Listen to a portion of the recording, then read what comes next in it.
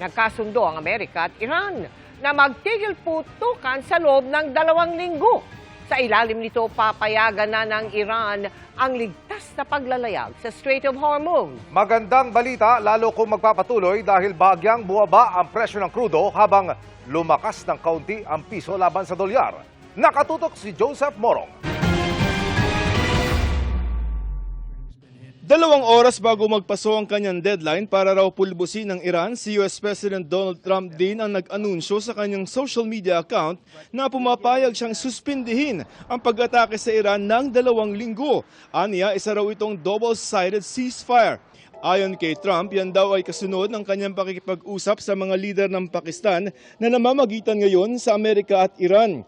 Pero nakaangka raw ang ceasefire sa buo, agaran at ligtas sa pagbubukas ng Iran sa Strait of Hormuz, ang kritikal na daan ng tubig kung saan dumadaan ang 20% ng oil supply ng buong mundo.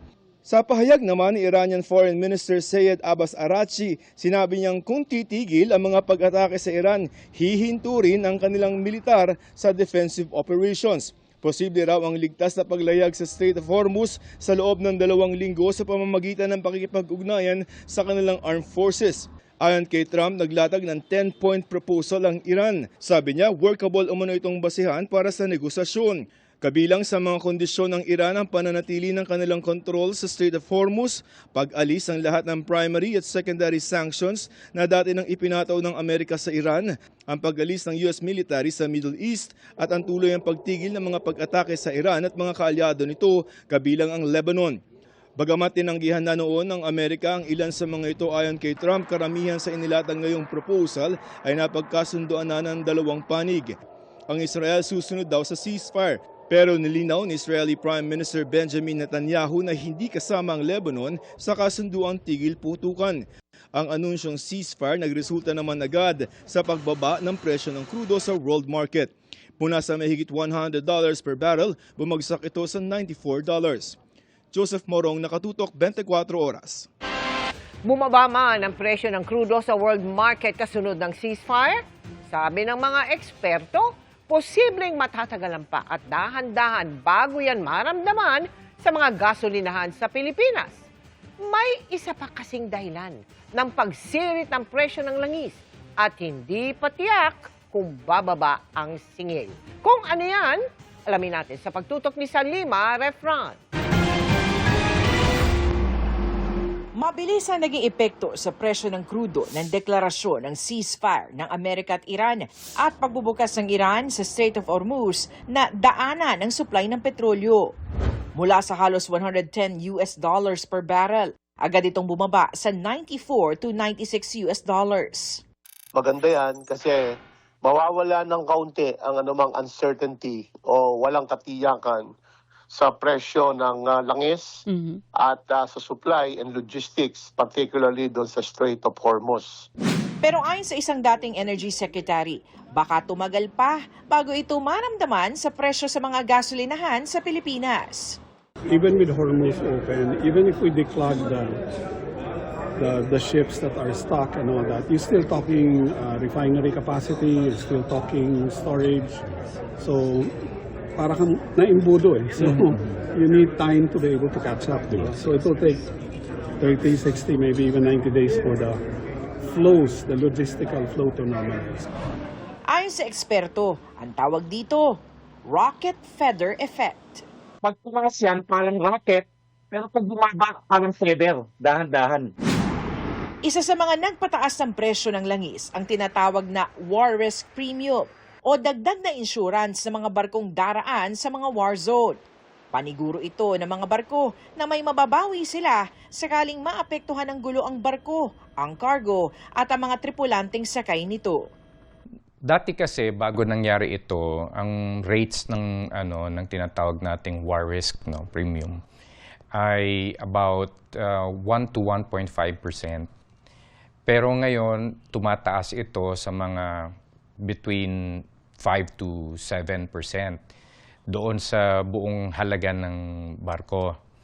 So kung sakasakali ang halaga ng barko ay naghalaga between 200 to 300 million US dollars.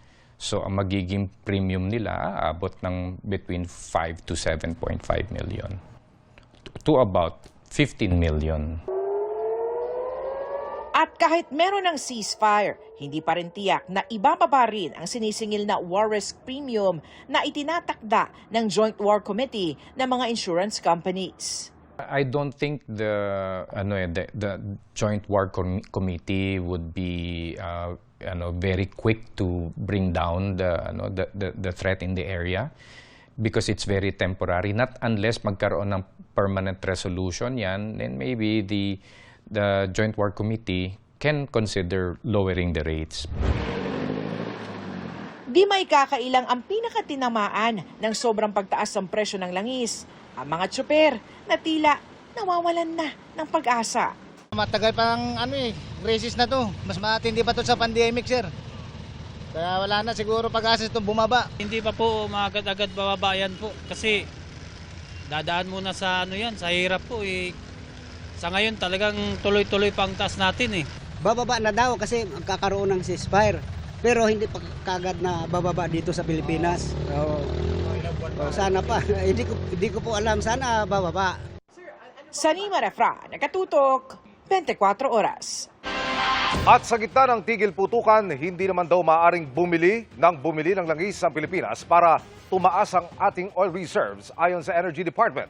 Kapos daw kasi ang kakayahan nating mag-imbak nito. Nakatutok si Chino Gaston. Bumaba man ang presyo ng krudo sa world market dahil sa 2 linggong ceasefire ng Amerika at Iran, hindi pa raw tiyak kung ano ang magiging epekto sa presyo ng langis sa bansa, ayon sa Department of Energy. Sabi ni Energy Secretary Sharon Garin sa joint hearing ng 13 komite ng Kamara kanina, hindi pa kasi masasabing nakabalik na sa normal ang sitwasyon sa gitnang silangan. Marami rin kasing oil production facilities ang nasira. Whenever there's a oil infrastructure destroyed in whatever country, the price spikes. Then babagsak na naman and then suddenly something else happens. So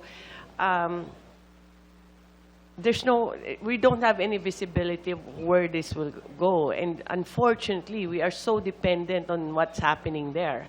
So,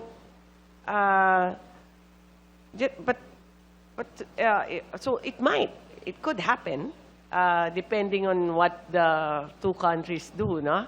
20% ng supply ng langis ng mundo ay nagmumula sa Middle East. Kaya ang mga pangambang aabot ang presyo ng krudo sa 200 pesos kada litro, posible pa rin daw. If the war stops today, will the 20% be able to deliver? I think it will take some months because most of the infrastructure, especially LNG, has been destroyed. And I think LNG in Qatar will take 5 years to fix. Sa ngayon, nasa humigit kumulang 50 araw ang fuel inventory ng bansa. Sabi ni Garin, madadagdagan ito ng 1 million barrels ng diesel fuel ngayong Abril. Hindi naman daw maaaring bumili ng langis para tumaas ang ating oil reserves habang naka-ceasefire dahil kapos ang kakayahan ng bansa para mag-imbak ng langis. The government decided to purchase a lot for 2 million barrels. 2 million would be 10 days. So far, we have procured 1 million. We are slowly building that up because we don't have enough storage, Mr. Chair. We're only good for 60 days. On gasoline, we have 58 days. Diesel, 47.26. Mula nang ipasa ang Oil Deregulation Law noong 1998, inaasa ang supply at reserves ng bansa sa mga pribadong oil companies. Kaya panahon na raw para amyendahan ng batas para makatugon ang gobyerno tuwing may krisis. When there's a war and the spike is so high, it's unpredictable. This is not that the price is determined by supply. There's the natural and artificial causes here na tumataas lang talaga siya. And when this happens, as pointed out by Congressman Tino, we're so vulnerable because it gets reflected right away, ano? And then, on the other hand, DOE cannot stop this. We can monitor, we can watch it, we can reprimand, but we don't have the powers to control it before it happens. Chino Gaston, nakatutok, 24 oras. Naghain ng petisyon sa Korte Suprema ang kampo ni Vice President Sara Duterte para pigilan ang impeachment proceedings ng House Committee on Justice sa susunod na linggo. Binatiko siya ng ilang miyembro ng komite. Sabay giit na dapat itong ibasura ng korte. Nakatutok si Tina Panganiban Perez. Kinumpirma ng mga abogado ni Vice President Sara Duterte na naghain sila ng petition for certiorari and prohibition sa Korte Suprema para pigilan ang impeachment proceedings laban sa bise sa House Committee on Justice. Pero giit nila, hindi ito nangangahulugang umiiwas ang bise sa proseso, kundi nais lang daw nilang matiyak na naaayon ito sa konstitusyon. Natanggap na ng House Committee on Justice ang kopya ng petisyon. Dito, hiniling ng bise na maglabas ang Korte Suprema ng temporary restraining order at kalaunan ng injunction para pigilang umusad ang 2 impeachment complaints laban sa kanya. Unconstitutional daw kasi ang proceedings. Labag daw kasi ito sa 1-year bar rule na nagbabawal sa pag-initiate ng mahigit isang impeachment complaint laban sa isang impeachable official sa loob ng 1 taon. Ang una at pangalawang impeachment complaints daw ay inihain bago ang February 6, 2026 na siya raw petsang sinabi ng Korte Suprema kung kailan pwede na ulit magsampa ng reklamo laban sa bise. Wala rin anilang tamang referral ng mga impeachment complaints sa komite. Nang isinantabi rin daw ng House Committee on Justice ang unang reklamo at inatras ng mga complainant ang pangalawang reklamo, sabi ng kampo ng bise, hindi na dapat inaksyonan ng House Committee on Justice ang ikatlo't ika-4 na reklamo dahil pasok na raw ito sa 1-year bar rule. Wala rin daw kapangyarihan ng komite na magsagawa ng mini-trial o hearing proper. Hiling ng depensa, ideklara ng Korte Suprema na void o walang bisa at unconstitutional ang Section 7 at 8 ng Rules on Impeachment ng Kamara.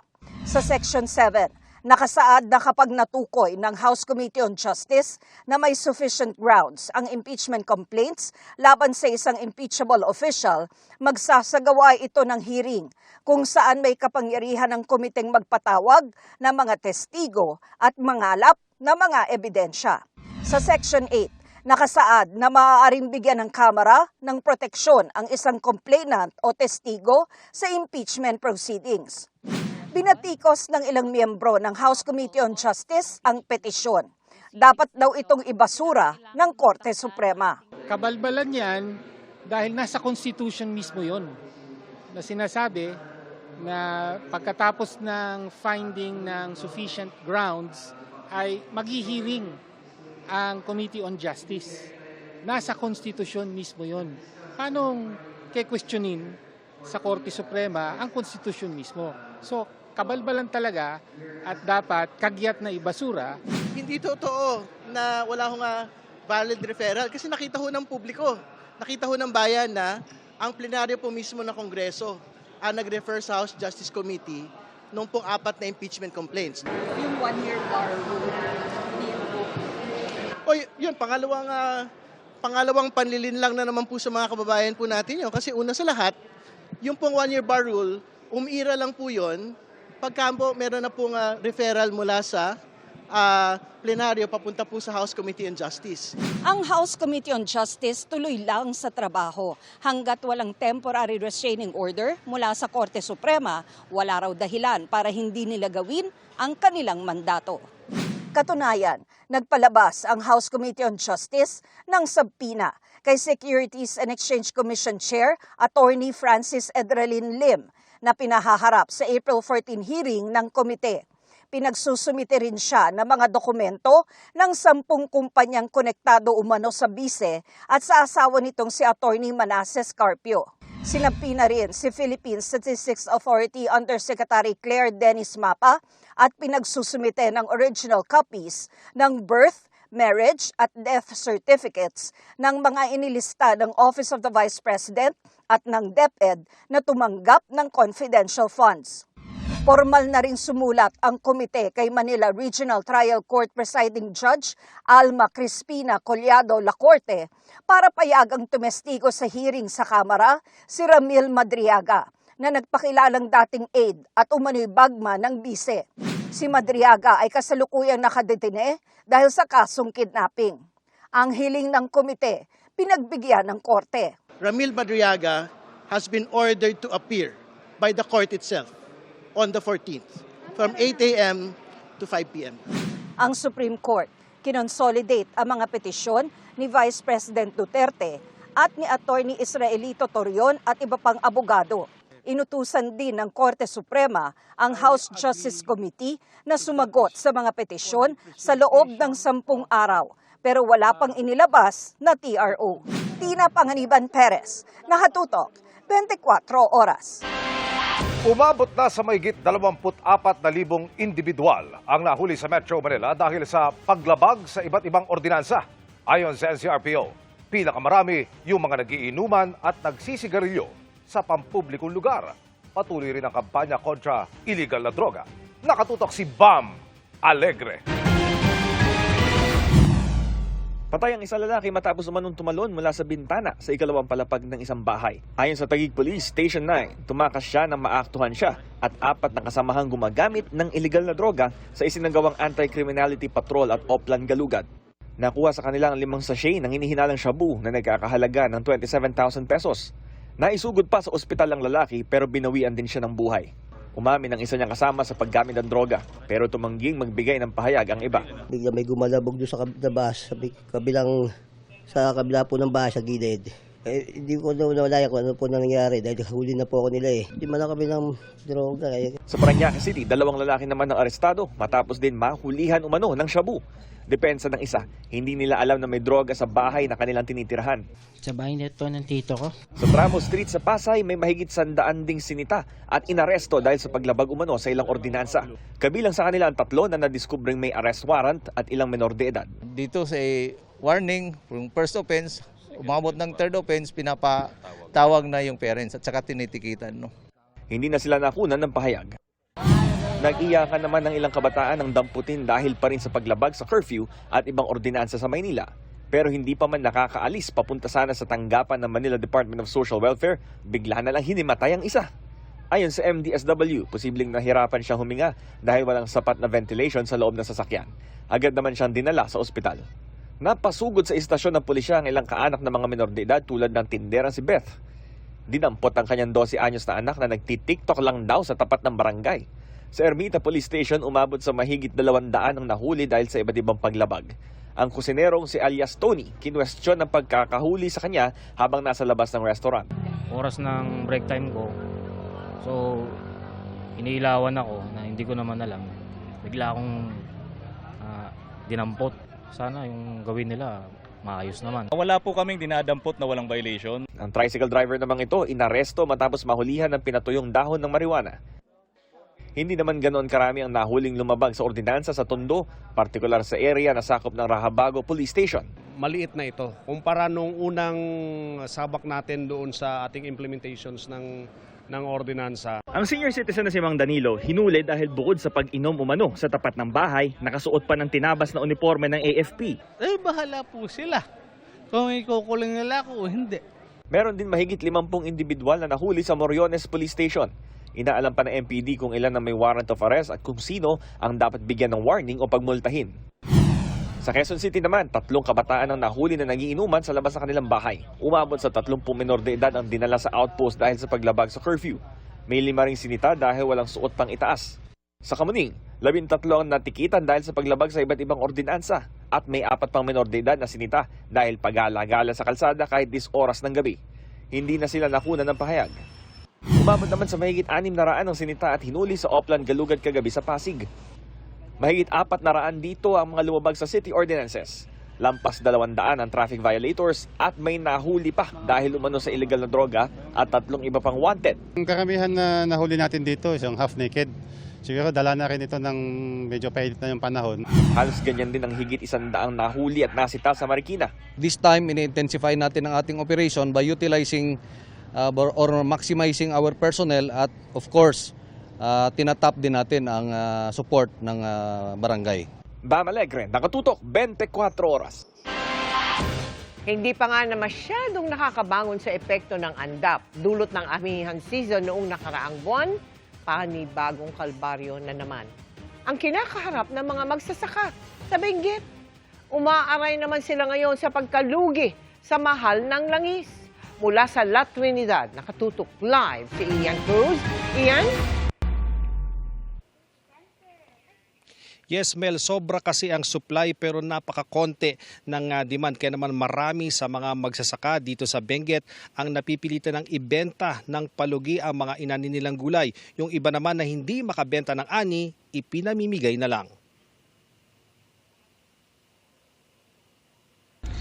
Maraming aning gulay ang dinadala sa La Trinidad Vegetable Trading Post dito sa Benguet.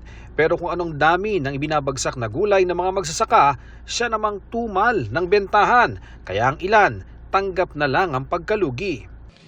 Ibinyahin ng may 5 oras itong mga pechay na ito mula sa farm doon sa bayan ng Mangkayan. At nasa 2 gabi na raw yung magsasaka na nagdala nito dito sa trading post pero hindi pa rin nabibili itong kanyang mga dalang gulay.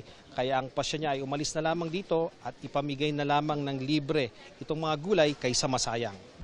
Sa trading post pa lang, marami na agad ang kumuha ng libreng pechay Baguio bago dalhin ni Fernan pa Itogon. Mabigat sa kalooban na ang pinaghirapang itanim, alagaan at anihin, hindi mabebenta. Kaya para di lubusang masayang, ipamigay na lang. Talagang nakakapadurog ng puso kasi sa lahat, kung isipin mo yung sayang, di ba? Pero wala tayong magawa eh. Ganun talaga. Si Jesse James naman, bagsak presyo ang benta sa repolyo, 8 pesos kada kilo. Oo, lugi, pero kahit kumita na lang sana ng konti, okay na, kesa naman mabulok lang. Maghihirap ka rin sa paglinis sa garden, edi mas maganda lang na para at least mabili, makain ng mga taong kahit mabili ng mura, ganyan. Si Agrex naman, may kinita kahit papaano na 18,000 pesos mula sa tanim na pechay Baguio. Pero talo pa rin sa taas ng diesel, gasto sa trucking, upa sa tagalinis at tagaripak ng gulay at pagkain. Kami po ay nagbabakasakali lang ho. Baka kung may matitira kahit konti. Kaya nagsusugal din kami. Talagang ganyan ho ang buhay eh. Buhay magsasaka. Kung minsan panalo. Ngayon talo di tsaga-tsaga muna. Ayon sa Vice Presidente ng Bagsakan ng Association ng La Trinidad, mababa ang presyo ng gulay ngayon sa pagkakasabay-sabay ng ani ng magsasaka. Yun nga lang, mas kakaunti na ang hinahango ng mga parokyano. Meron, kompleto silang yung dating namimili. Nandyan pa rin? Nandyan pa rin. Pero yung truck nila, yung 10 tonelada, ginawa nilang 5 tonelada lang. Ang bibilhin. Dahil yan sa mahal na langis, sabi ng isang nakausap namin na humahango ng gulay, mula sa dating 16,000 pesos na gasto sa diesel, papunta ng La Trinidad at pabalik ng Metro Manila, nasa 35,000 na raw ngayon. Yung mga dati naming suki, minsan hindi na rin sila kumukuha, ganun. Ang ginagawa nila ay I think parang imbis na dati araw-araw silang namimili ng pasig, ang ginagawa nila para mas makatipid sila sa gas. So far parang 3 times a week, gano'n. Ang Department of Agriculture nakipagpulong na sa mga stakeholders sa industriya ng gulay dito sa Benguet. Ang pangmatagalang solusyon daw sa oversupply at hindi maibentang aning gulay na magsasaka. Number 1 is the storage, no? Para kasi nangyari dyan, nakakasabay-sabay ng harvest, so nakakaroon ng nagbubuhol, di ba? So that's why meron parang timing ng kati ng mga distribution ng ating mga gulay. So that's why I came here to look for the storage facility, to rehabilitate the storage facility, para at least yung mga sobra na hindi mga bebenta, pwede itago muna. And then slowly natin didistribute slowly to Metro Manila. Mel, umaasa naman yung mga nakausap nating mga magsasaka, natutulungan sila ng pamahalaan para makabangon, lalo't papalapit na rin siyempre ang panahon nila ng pagtatanim. Yan ang latest mula rito sa Benguet. Balik sa'yo, Mel. Maraming salamat sa iyo, Ian Cruz.